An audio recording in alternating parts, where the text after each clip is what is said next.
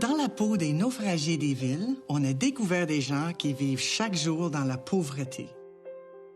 Des gens pour qui ce n'est pas un choix, mais la réalité. Et puis on a aussi vu la générosité des hommes et des femmes qui luttent pour les aider, pour leur permettre de s'en sortir. Mais malgré toute cette bonne volonté, il reste beaucoup à faire. Le moment est venu de tourner la caméra vers nous-mêmes, parce que c'est ici, ici en dedans et ici chez nous que ça se passe. Et donc c'est l'affaire de nous tous. Bonjour, je m'appelle Judy Richards.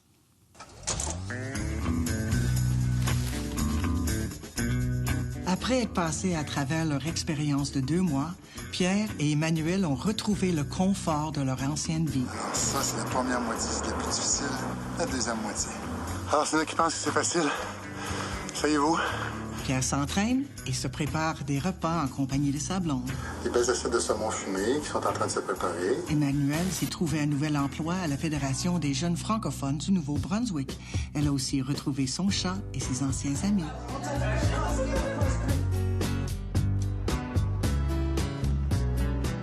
4 mois se sont écoulés depuis leur naufrage à Montréal. Et afin de savoir comment ce qu'ils ont vécu les a marqués, on les a invités à revenir sur les lieux de l'expérience pour en témoigner. Allô! Allô? Ça va? 4 mois plus tard, je travaille encore sur mon 2 mois d'errance à Montréal. C'est comme si je voulais pas qu'ils partent. Je veux pas... je veux pas que l'expérience me quitte. Je m'accroche. J'ai écrit un livre. Donc, j'ai revécu, ça m'a pris 3 mois d'écrire un livre. Donc, j'ai revécu mon expérience de mon 2 mois.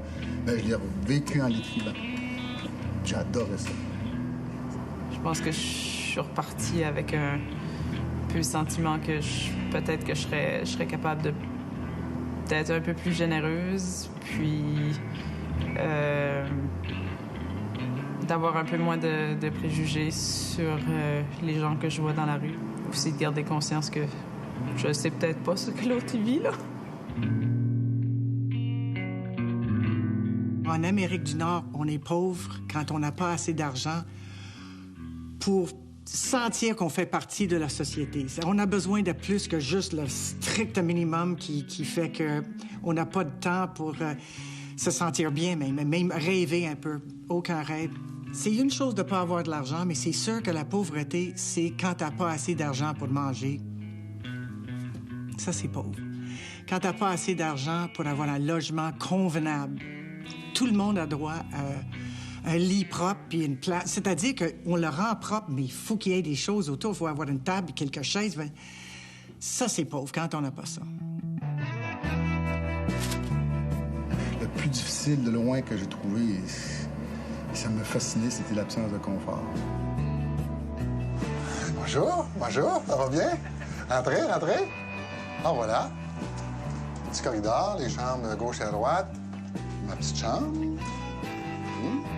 J'en avais pas pantoute de confort, OK? J'avais un lit dans une chambre, OK? Pas de chaise, pas de table. Assez que je n'étais jamais dans ma chambre, OK? C'est pas une place que je restais, là. J'étais plus à l'aise dans un parc. J'étais mieux assis sur un banc de parc que si dans l'appartement ou dans la chambre.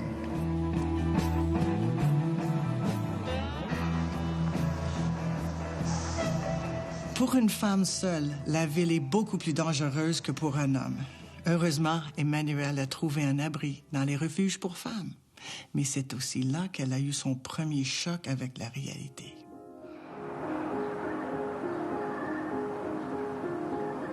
Si j'avais à faire ça tous les jours, là, puis je couchais ici et là, n'importe où, c'est... Non. Ça fait pas de bon sens. Les moments les plus émouvants, c'était avec les femmes du refuge. Ben, je pense que j'ai versé une coupe de larmes là, à cause de ça, parce que ils m'ont conté des choses que personne ne devrait avoir à vivre. Là. Cette femme-là, rendue à la douche, elle me demande « Je peux-tu y aller? » Elle était gelée, là, mais gelée. Ça faisait 2 jours qu'elle avait pas dormi.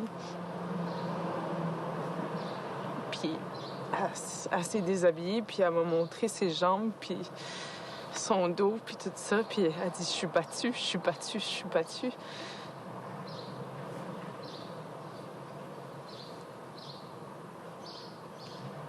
Elle dit « Les hommes, des fois... » Elle dit « Je suis plus capable, je suis plus capable, je suis plus capable. »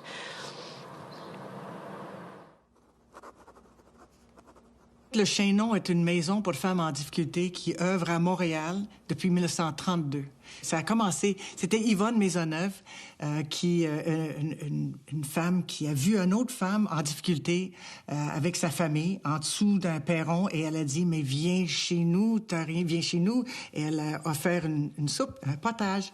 Et elle savait pas, mais elle avait ouvert la porte finalement à l'association qui est devenue Le Chaînon. Le Chaînon, c'est 65 lits et ils servent 6 000, 7 000 repas par année, seulement à eux. Il y a une petite section de 11 lits pour les femmes itinérantes et c'est une place exceptionnelle.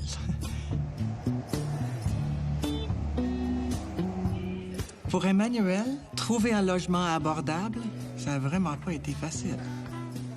Ça a été frustrant, là. On dirait qu'il y a des barrières partout, puis tu veux juste avoir une place propre où tu te sens en sécurité. That's it.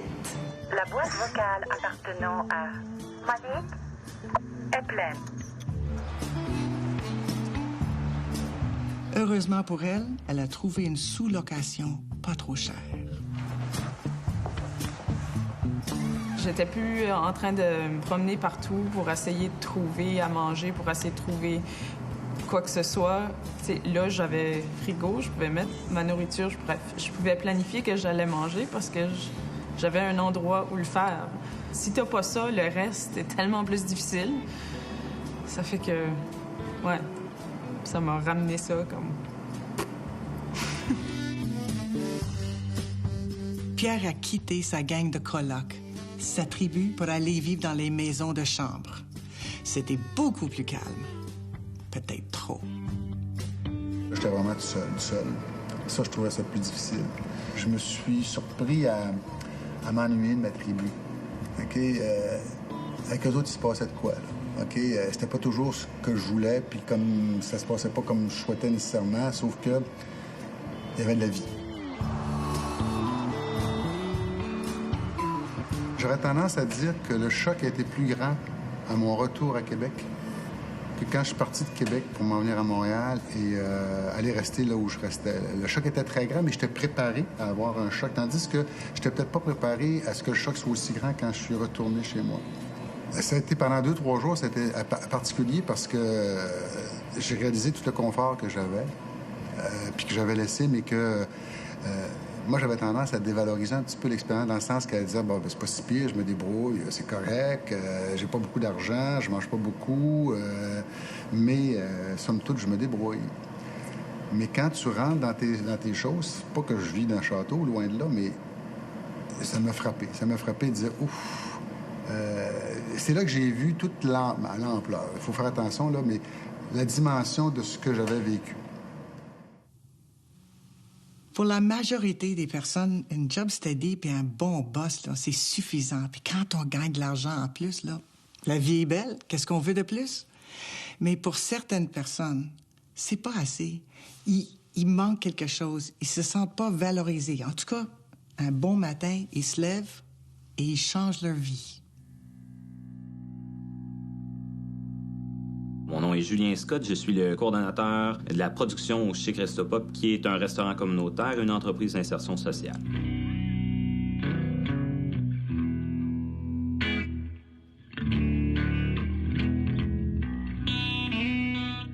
J'ai travaillé dans les bistrots, dans les restaurants gastronomiques, dans les restaurants de haute gastronomie.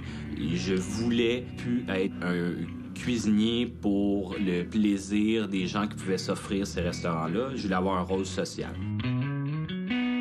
J'ai vu une petite annonce tout à fait par hasard qui annonçait un emploi de formateur ici chez Christopop, puis j'ai postulé. Ça reste le métier de cuisinier. Donc, si je travaille avec une carotte, mon but en tant que cuisinier, c'est optimiser le goût de la carotte. Si je travaille avec du foie gras, ça va être essentiellement la même chose. Ça va être d'optimiser le goût du foie gras pour ajouter du plus-value, en fait, de la valeur ajoutée. Par contre, le Chez Christopop, c'est aussi une entreprise d'insertion. On est cuisinier, mais en même temps, on est formateur. Le Chez Christopop nourrit 1300 personnes environ par jour. Donc, on s'entend que moi, quand on faisait 34 couverts, on était content. Là, on en fait 1300. Donc, on s'entend qu'on travaille pas exactement de la même façon non plus. Les dons représentent 10 % des produits qu'on utilise pour le restaurant communautaire. C'est clair que ce 10 %-là, on va essayer de l'utiliser à pleine capacité pour réduire nos coûts de production. Donc, je dois changer rapidement mes menus pour m'adapter par rapport aux dons qu'on reçoit.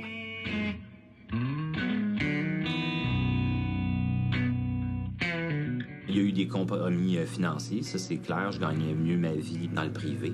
Par contre, c'est beaucoup plus valorisant. La fierté d'être capable de gérer convenablement puis d'être capable de baisser les coûts de production. Il y a la fierté de voir les apprentis réussir puis travailler sur le marché du travail. Puis il y a une fierté de travailler en équipe. Puis c'est un travail d'équipe, en fait, hein, chez Christopop. Moi, je fais ma petite part dans l'histoire de Chez Christopop, mais en même temps, il y a plein de monde qui ont donné du temps et de l'énergie à l'organisme. Historiquement, je militais un peu en politique, dans le mouvement étudiant, puis je me suis rendu compte que c'est l'action pratique qui change le plus les choses, puis c'est exactement ça que je fais ici. À chaque fois que je parle de mon métier, de mon rôle, à mes amis ou aux personnes, à des connaissances, je pense que ça vient tous les chercher d'une façon. Je pense que c'est de même, tranquillement, pas vite, qu'on va faire changer les choses.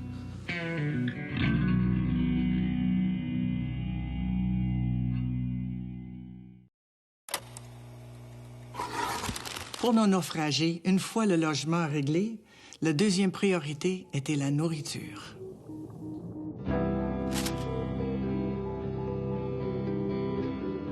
J'adore déjeuner. Café, déjeuner, là, j'ai beau être pressé, n'importe quoi, je peux pas sauter ça. Je peux pas sauter ça parce que, un, j'ai faim, mais deux, j'aime ça. Puis c'est comme, ça te permet de tout de suite, là, de mettre un petit peu tes idées en place. Le premier matin, le déjeuner à 4,89 là, chez McDo, ben, je réalise que c'est cher. C'est beaucoup trop cher. Je suis pas capable de me permettre de me payer un déjeuner à 4,89. Il y a des réflexes, hein? Tu passes, là, puis tu dis « Ah, je vais m'acheter... il y avait une pointe de pizza à telle place. » Puis là, tu te rends compte que tu dis « Non, je peux pas. Non, je peux pas, parce que jamais tu commences à acheter ça, 3,5 pièces là, oublie ça, t'es fait. » OK? Donc, il y a comme des réflexes sur lesquels je vais être obligé de me battre constamment. Donc, tu dis « T'as faim un petit peu, mais endure. » Ce qui me fascine, là, c'est que t'as toujours... L'argent est toujours au cœur de tes préoccupations. Tu passes ton temps à y penser. Est-ce que je vais avoir assez d'argent? Est-ce que je peux me permettre ça? Tu es toujours en train de calculer. C'est jamais des gros montants que tu calcules, OK?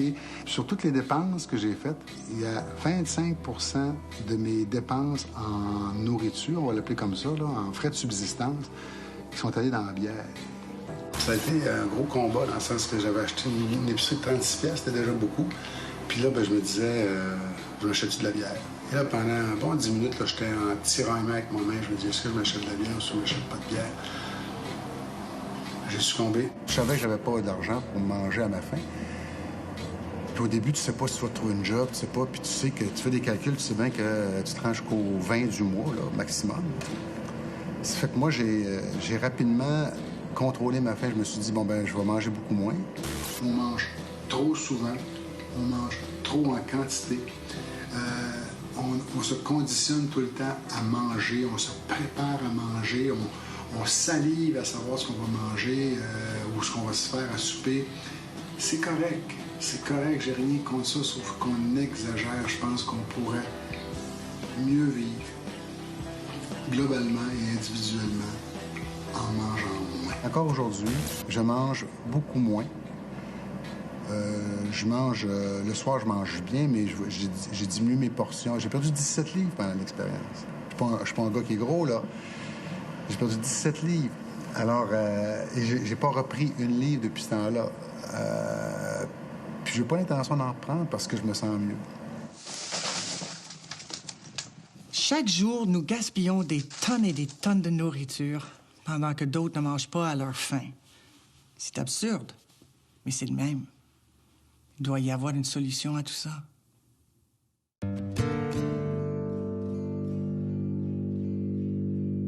Je me présente Jean-François Archambault, je suis directeur général et fondateur de la Tablée des chefs.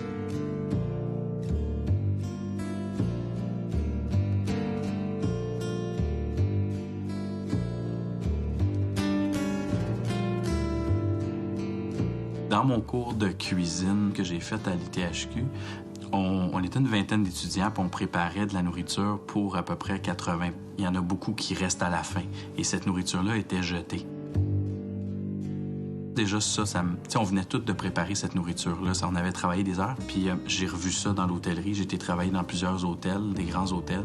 J'ai travaillé au banquet, j'ai travaillé aux ventes, et là, je me retrouvais dans des cuisines, puis je revoyais la même chose.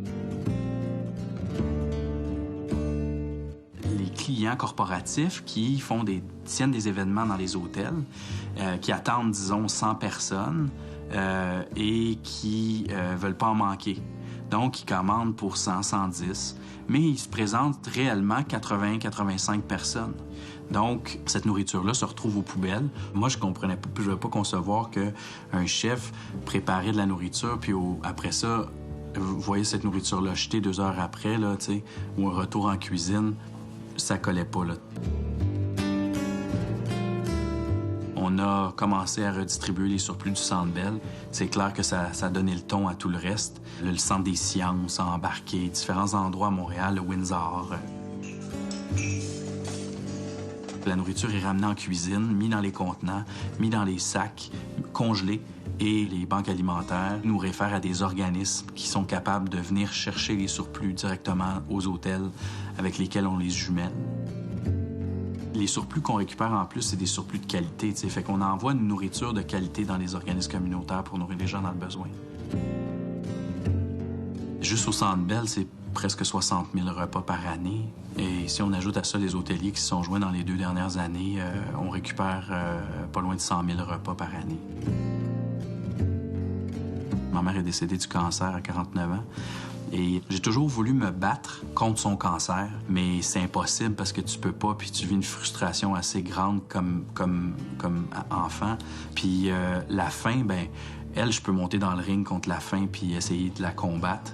Puis je pense que j'ai des très bons outils sociaux pour le faire. Et c'est ça que je veux vraiment faire.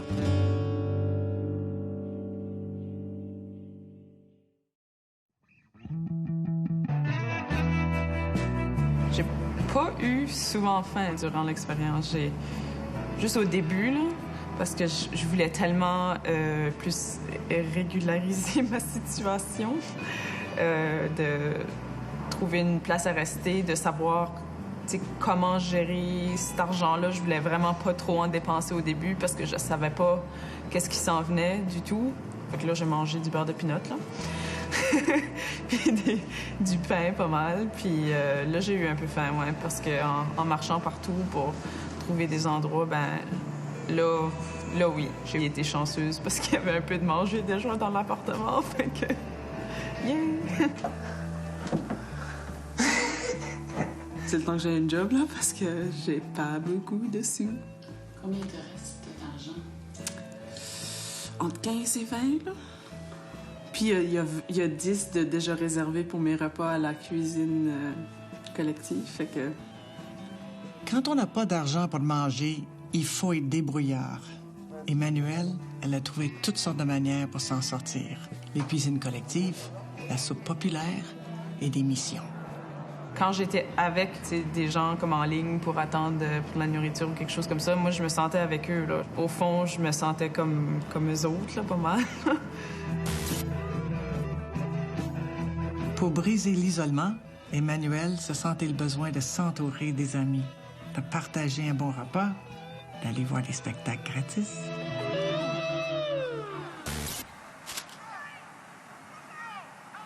C'est super important d'avoir des gens à qui parler, avec qui avoir du fun, avec qui tu peux être toi-même. Puis, idéalement, c'est vraiment vers qui tu peux te tourner quand tu as vraiment de la misère. Là, c'est une des choses les plus importantes qu'il y a. Je peux pas m'imaginer être une de ces personnes-là qui a personne. Ça, c'est la vraie difficulté. Là. Ça, vraiment, c'est la misère. Là. Durant l'expérience, Emmanuelle et Pierre ont réussi à tisser des liens d'amitié avec toutes sortes de personnes.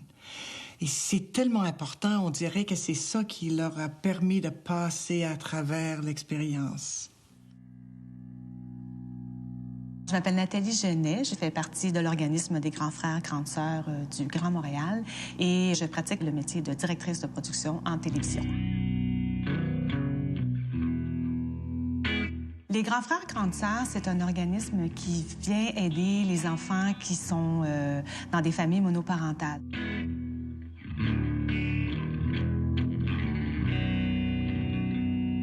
Quand j'ai décidé de faire le pas puis de me rendre aux Grands Frères, Grandes Sœurs, j'étais dans le métro. J'avais l'affiche comme ça devant moi. C'est un comédien qui est de dos avec son grand frère. Puis on aurait dit qu'il me regardait puis qu'il me disait « Bon, OK, là, ça fait assez longtemps que tu y penses, vas-y. » Moi, quand j'étais jeune, je viens d'une famille de parents divorcés. J'aurais aimé ça, moi, avoir accès à une personne comme ça que j'aurais su qui aurait été là tout le temps. Ma petite sœur, moi, elle sait qu'elle peut m'appeler à n'importe quelle heure du jour ou de la nuit. C'est un gros coup de pouce que j'avais envie d'offrir, puis que je me disais, bien, ça peut faire une différence. Au début, on n'est pas jumelé avec n'importe quel enfant. Il y a des tests psychologiques à passer, il y a des questionnaires à remplir, donc il faut que la petite sœur et la grande sœur, ou le petit frère et le grand frère, aient les mêmes intérêts. Nous, Anouchka et moi, on va s'appeler, on va décider qu'on va au cinéma, on va décider qu'on va au musée, on va décider qu'on va faire un pique-nique au Mont-Royal s'il fait beau. S'il fait vraiment beau, on prend la voiture, on s'en va en campagne. Les activités, ça peut aller à l'infini, ça dépend des intérêts de chaque jumelage. Ça me prend à peu près de 5 à 10 heures par 2 semaines de mon temps. Donc, 5 heures, je dirais, pour faire une activité en tant que telle avec ma petite sœur et des coups de fil. Une fois par semaine, appeler, savoir comment ça va, écrire un courriel, bon, justement, décider de qu'est-ce qu'on va faire lors de notre prochaine activité.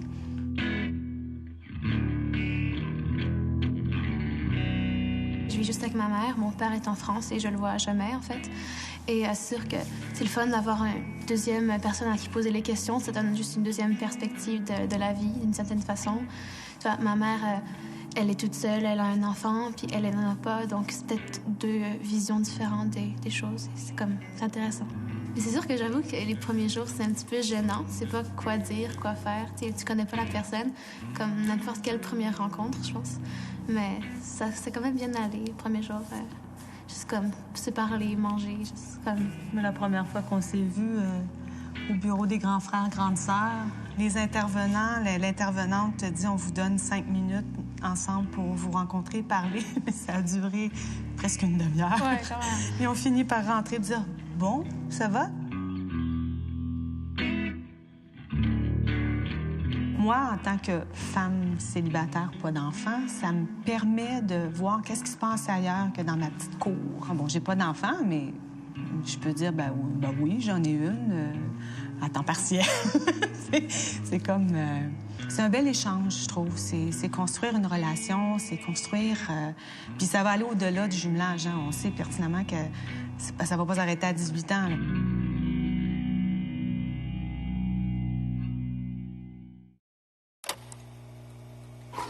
C'est important d'avoir un réseau, c'est important Mais ce qui me dérange un peu, c'est que les gens qui vivent avec une petite prestation chaque mois, ils passent trop de leur temps à essayer de trouver quoi manger. Il faut qu'ils soient beaucoup plus débrouillards que nous. Moi, je peux... l'argent, une chose que ça donne, c'est que ça nous donne le loisir de s'évader, de changer de pièce dans la maison. Tu sais, à la place d'avoir rien qu'une chambre et tout le monde est dedans. Ou bien s'évader en vacances, ou bien même acheter du linge, ça change... C'est drôle, les passages. Je pense à Yvon quand il dit ça change le mal de place, on change de chandail, on s'en va dans un autre pays, on change pas nous-mêmes, mais on change le mal de place. Mais les gens pauvres ont pas assez d'argent pour changer le mal de place, sont poignés dedans tout le temps. Ça, je trouve ça terrible. Et pourquoi qu'on les rend si dépendants qu'ils sont obligés de passer la journée à chercher à manger, puis quêter tout le temps. Quand il faut qu'ils travaillent, il faut qu'ils soient... Soit qu'il faut qu'ils travaillent, ça c'est l'affaire primordiale, à mon avis, que tout le monde travaille. Tout le monde qui peut travailler, qui travaille. Ou qu'ils soient au courant rapidement de toutes les ressources qui sont là.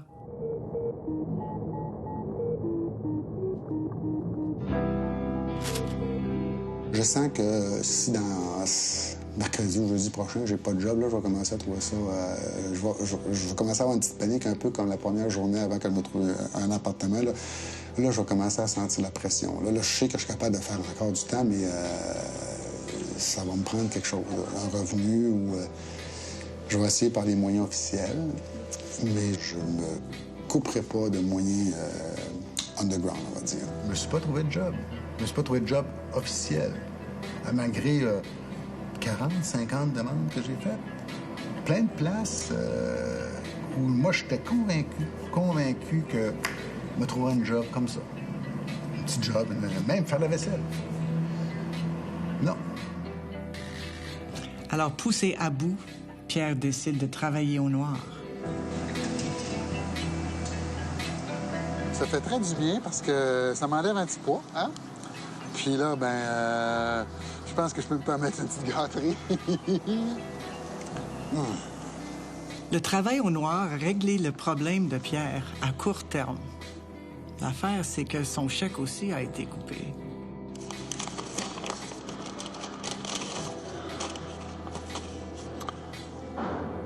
« 467,8 ». Et là, la remise du chèque, où il manquait 140 $, dépendant des calculs qu'on fait. Alors, c'était fait pour me faire réagir. Je pense que j'ai réagi. Je savais que c'était fait pour me faire réagir, puis j'ai réagi volontiers. C'est parce que je l'ai eu trop facile le premier mois, c'est ça? Oui, Marc, c'est Pierre.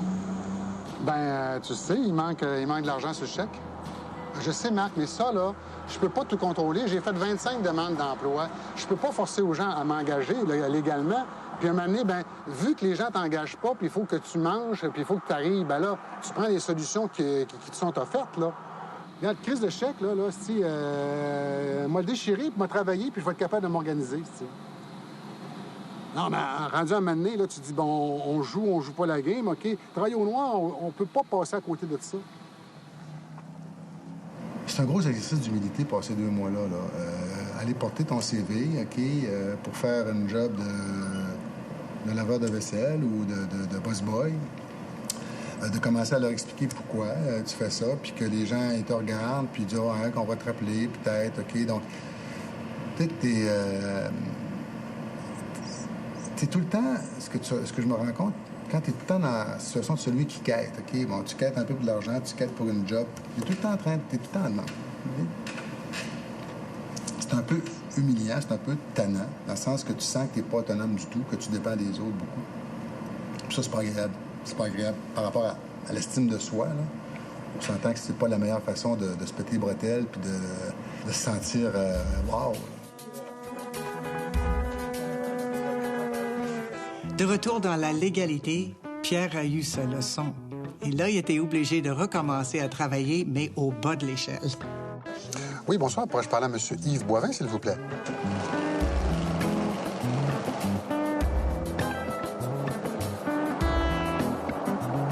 Rien là, hein? J'ai tondu des gazons pendant 20 ans, j'ai tondu du gazon chez nous. Fait que c'est juste que là, je payais pour le faire.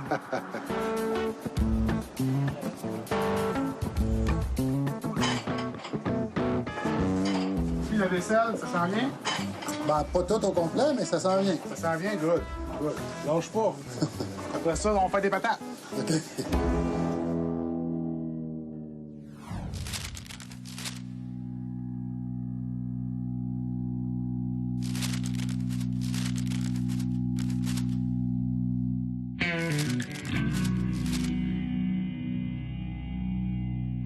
En faisant du bénévolat, on ressent cette appartenance à un groupe. On fait du bien, on est ensemble, on a du plaisir, beaucoup de plaisir. Et c'est la même chose entre pays quand on voit qu'on fait des liens dans d'autres pays où les gens, ils sont dans le même pétrin, mais de savoir qu'il y a quelqu'un qui les aime et qui dit « Mais vous êtes pareil comme moi, on parle pas la même langue, mais on se regarde dans les yeux. Toi, tu es une femme, moi, je suis une femme. Moi, je sais qu'est-ce que c'est d'être une femme, puis je te comprends, là. » On peut avoir des moments exceptionnels dans la vie. Alors ça vaut vraiment la peine de vivre ça, là. Fabuleux.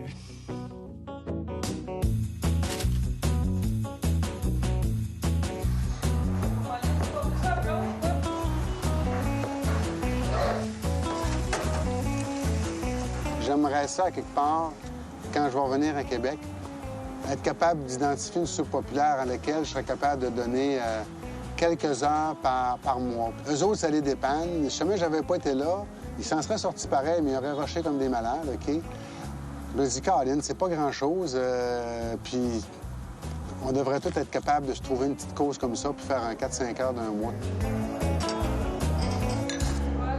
Oui, j'ai fait du bénévolat, ça, je m'en veux. J'ai pas fait de démarche par rapport à une soupe populaire à Québec. Je suis trop accroché à la soupe populaire d'ici, qui était... Oh mon Dieu, c'est une place extraordinaire. Pas juste la soupe populaire, mais les gens qui sont là, toute l'organisation, la banque alimentaire qui est à côté. C'est des gens extraordinaires. Et ça, c'est l'élément... On le sait tous que la société est tout le temps, bon, une certaine partie de la société qui est plus pauvre, puis t'as des gens qui s'en occupent. Mais quand t'es plus confronté à ça, tu te rends compte l'immensité de ce réseau-là, le réseau communautaire et social, c'est gros, là. C'est pas 4-5 personnes, c'est immense. Et si ce réseau social-là et communautaire n'existerait pas, ça prendrait pas un mois que l'univers économique s'effondrerait, là. C'est certain, là. Et ce qui est plate, c'est que cet univers-là, communautaire, est jamais valorisé. On n'en parle pas souvent, ou quand on en parle, c'est ben oui, les pauvres, il y en a, puis il y a du monde à s'en occuper, là. C'est comme... ça fait partie de la game, là, puis c'est des quantités négligeables, puis c'est des gens qui... Moi, j'ai pas cette... Quand tu parles d'empathie, j'ai pas cette capacité-là. J'ai pas la force de travailler, d'aider quelqu'un à côté, de me sacrifier pour aider l'autre, OK? De l'écouter pendant 1 heure ou 2 heures s'il y a des problèmes, même si je le connais pas beaucoup. J'ai pas ça. Mais j'ai vu plein de gens qui l'avaient. En situation de besoin, pouvoir compter sur le réseau communautaire, c'est un formidable coup de pouce. La véritable force, elle provient de l'entraide. Et quand en plus, l'argent n'est pas la monnaie d'échange, alors là, on se sent riche. Je m'appelle Suzanne, je fais partie de l'accorderie. J'ai pas une scène dans mes poches, puis je me retrouve avec un massothérapeute, pas un chauffeur privé.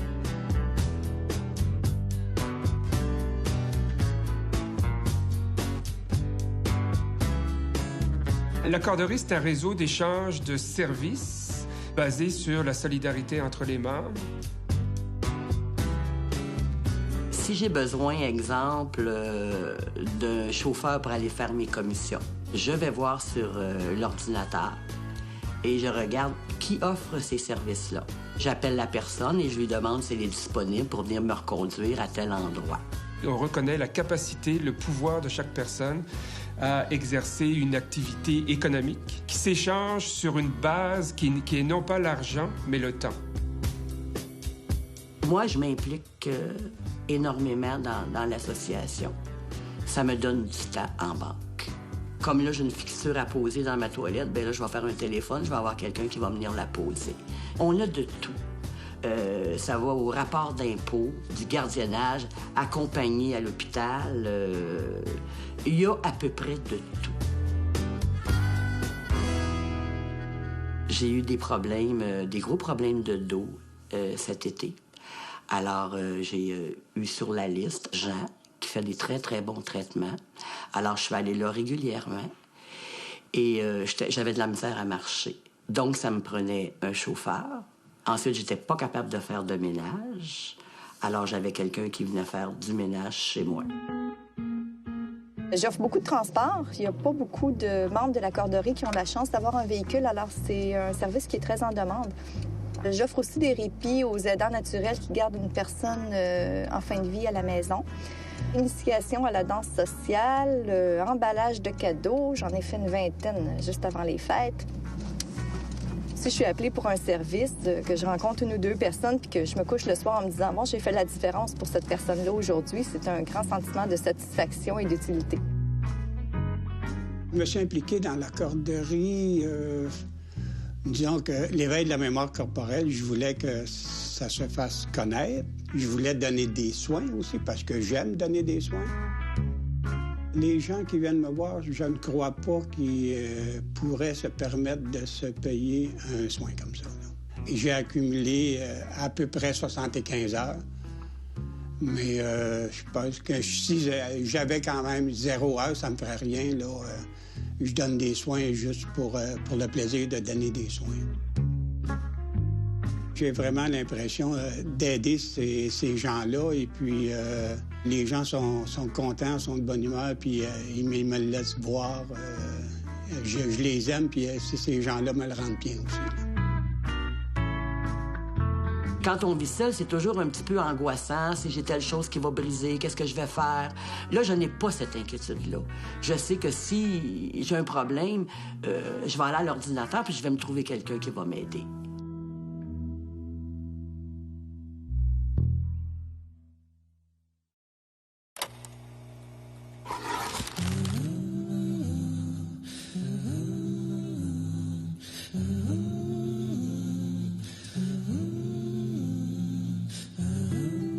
La pauvreté a toutes sortes de visages différents et plusieurs dimensions, comme chacun de nous. Il y a un côté de nous qui ne veut pas être dérangé dans son confort et l'autre côté qui rêve d'aider, de faire une différence.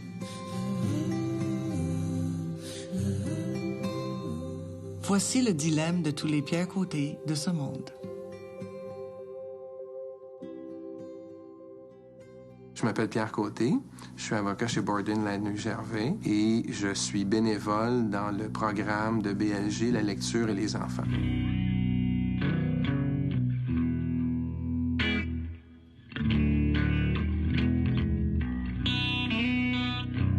Quand BLG est né en l'an 2000, on cherchait un programme qui nous distinguerait de d'autres entreprises et plutôt que donner de l'argent, on cherchait un programme où les employés seraient encouragés à donner de leur temps. Donner du temps, c'est un peu différent, c'est comme un don de soi. Compte tenu qu'on est un bureau d'avocats et que c'est un peu un naturel pour nous de le maniement de la langue et des mots, on trouvait que c'était quelque chose de naturel que de lire. On cherchait aussi un programme qui aurait lieu pendant les heures de travail plutôt que la fin de semaine ou autrement, parce qu'on cherchait à impliquer tout le monde. Des avocats, des paralégales, en fait, tout le monde du cabinet qui a le désir de le faire peut le faire. Les enfants qu'on rencontre sont des enfants qui viennent d'un milieu défavorisé, donc ils sont peut-être moins exposés à la lecture que d'autres enfants. Alors nous, on arrive dans la classe, j'apporte normalement quelques livres et je leur laisse choisir celui qu'ils veulent lire. Et on commence la lecture comme ça en essayant de garder ça interactif puis intéressant pour eux. C'est plus facile qu'on pense de s'impliquer. On donne du temps, évidemment, on donne de soi, mais ce que les enfants nous rapportent là-dedans est encore plus grand que ça. Puis quand je sors, je suis toujours de bonne humeur, j'ai toujours plus d'énergie que quand je rentre dans la classe, parce que les enfants nous apprécient beaucoup et nous donnent énormément d'affection, se jettent sur nous, ils nous prennent par la taille. Ils aiment ça, ils aiment la lecture, on le voit. J'aime la lecture, puis j'adore les enfants. Alors, lecture, enfant, pour moi, ça rimait facilement ensemble. Puis pour moi, la lecture puis les mots, c'est un signe de liberté. Liberté d'imaginer, liberté de penser. Si t'es capable de penser par toi-même sans te faire manipuler par les autres, mais ça donne une forme de richesse qui est pas rattachée au bien que tu possèdes.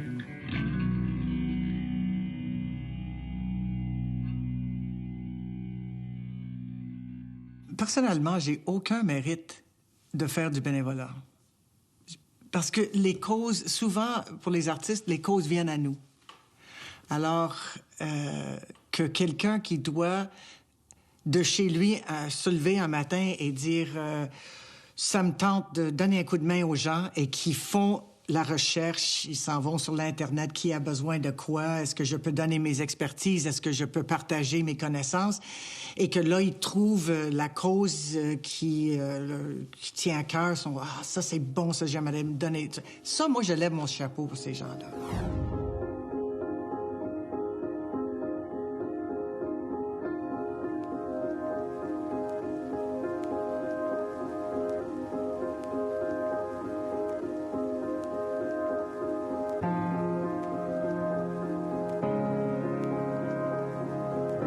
La pauvreté, c'est d'abord comment nous-mêmes, on se perçoit dans une société.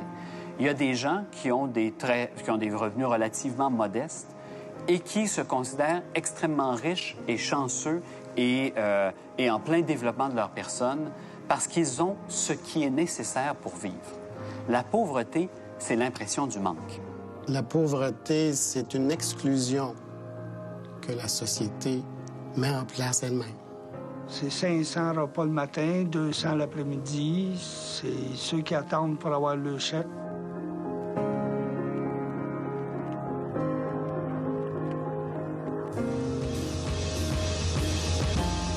La pauvreté, c'est quand on n'a vraiment aucune idée de ce qu'on va manger au prochain repas. Tu te lèves un matin, tu as 2 enfants, puis tu dis là, il me reste ça de lait puis 2 couches. Bien, je suis pauvre, là.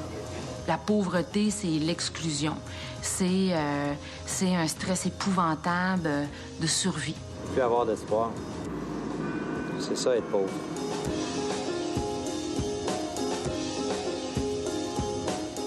De pouvoir te nourrir sans avoir besoin d'une banque alimentaire, de pouvoir te vêtir, d'avoir un minimum d'accès à la culture, aux loisirs. Le plus gros effet de la pauvreté, c'est de violer des droits.